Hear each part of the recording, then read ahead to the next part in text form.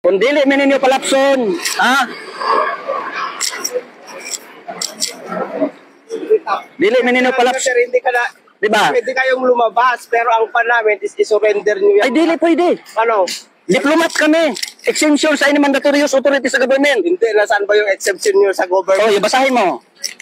Hindi naman ito COMELEC. Ang exception Inconsistent to Republic Act 8371 April of 1997 na supersede na repeat ang tanang batas sa civil government. Bawal Assist yan, mo. sir, kahit na. Ay, hindi lagi.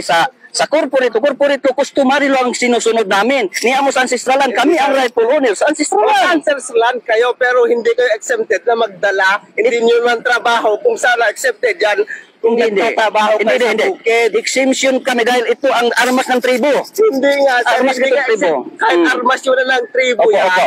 Hindi accept mo na dalhin mo kahit saan kasi bawal yan. Ay, hindi na pwede dahil nandito kami sa... Ang exception, sir, pag ginagamit mo na Pwede nga. trabaho. Basahin nga mo. Basahin mo nga. Para malaman mo. Yung boss namin, yung COP dito, na confiscate yan, pero pwede kayong lumabas. Opo. Pero ang mga is isurrender Ay, hindi nyo. pwede. O, ayaw nyo, Hindi huhulihin pwede. namin kayo. Sino kayo maghuli? Violation nga ito. For administrative ang kaso ninyo. Kahit na, sir. Nandito kayo sa ancestralan. Hindi po antrust.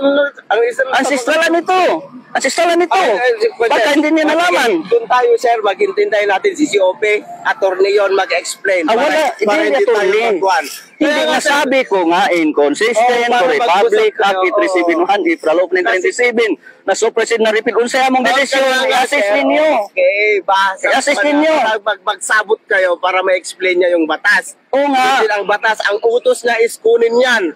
Attorney yon. Ay, wala. Kaya Corporate law yan. Kaya nga, sir, para kayo Corporate law yan. mag-explain yung dalawa kung anong pan yun. Kung ayaw nyo, mapilitang manghuli.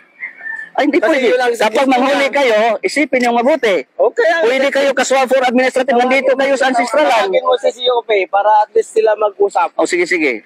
Ayaw, standby lang. Nagtrabaho, may malangan niya mong trabaho. Okay naman ito. Magi kami dito. Mag-istorya pa dito sa opisina. Ang ginawa nyo daw doon, nagpadlock kayo doon. Ano po yung pinadlock nyo? Naglagay daw kayo ng pan. Hindi kasi ganito. Ganito kasi. Nag-inform kami 3 beses. Hindi sila nag-receive. Oh, bakit ang batas buko kayo? Kasi hindi nga. Andito nga tayo sa ancestral. Ang sabi ko, sundo na to on sa illegality under management sa Federal Tribal Government of the Philippines sa atong lupa, LOC, Land Occupancy Certificate, ug maingon man sa atong panganang negosyo, free, prior, and informed consent under management sa Federal para sa kaangayan. Yan lang, nakaupan kayo, anti-privacy yan. Ay, hindi. I-post nyo sa Facebook yan, makasuhan kayo. Hindi. Pwede kayo magkaso. Magkaso kayo kung magkaso kayo. Para malaman. Ang atin lang, na sundin natin ang batas. Kung batas din yung sinasabi. So, ngayon, hindi niyo kami padaanin, pati yung ibang sasakyan, wag na natin Hindi, daanin. ano yan? Bakit? Ano po Ha? para Nandito nga tayo sa ancestralan. address lang ba po ba? Consider, kalahan nyo ba sa inyo na ito? Hindi nga. Hindi ka intindihin mo nga, intindihin mo.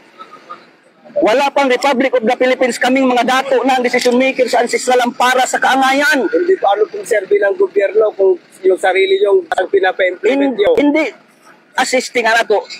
Uban ba kanang magsinabtan para mag-assist ang civil government sa divine customary law.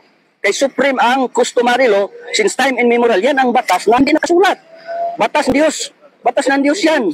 Batas po lang. Diyos, may gobyerno pa rin tayong sinusunod.